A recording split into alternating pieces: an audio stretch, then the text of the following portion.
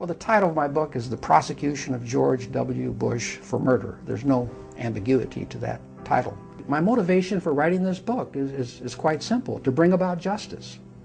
George Bush, in my opinion, has gotten away with murder, thousands of murders, and no one is doing anything about it.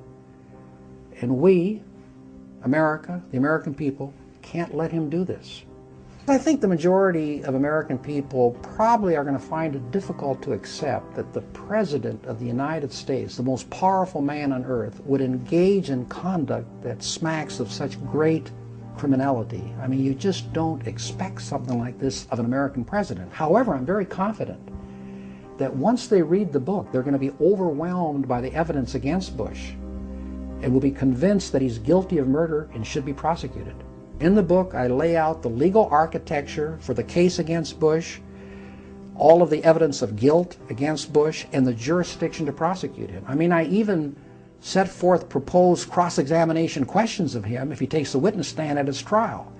There is conclusive evidence that in George Bush's first speech to the nation, that Saddam Hussein was a great danger to this nation, either by his attacking us with his so-called weapons of mass destruction, or giving these weapons to some terrorist group to attack us. And he said the attack could happen, quote, on any given day, unquote, meaning the threat was imminent. The only big problem for George Bush, and if he were prosecuted, there's no way he could get around this, is that on October the 1st, 2002, 6 days earlier, the CIA sent George Bush its 2002 National Intelligence Estimate, a classified top secret report representing the consensus opinion of 16 federal intelligence agencies. Page 8 clearly and unequivocally says that Saddam Hussein was not an imminent threat to the security of this country. In fact, the report says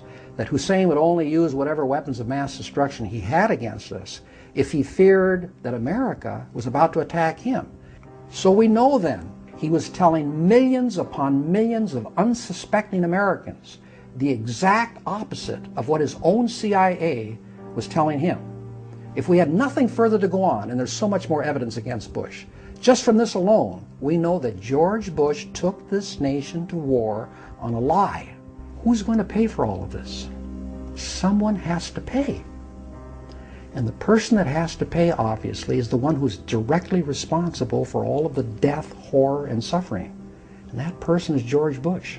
I've set forth in my book the jurisdictional basis for the Attorney General in each of the 50 states, plus the hundreds upon hundreds of district attorneys in counties within the state, to prosecute George Bush for the murder of any soldier or soldiers from their state or county who were killed in Iraq fighting George Bush's war. I don't think it's too unreasonable to believe that at least one prosecutor out there in America, maybe many more, will be courageous enough to say, this is the United States of America. And in America, no one is above the law. George Bush has gotten away with murder. No one is doing anything about it. And maybe this book will change that.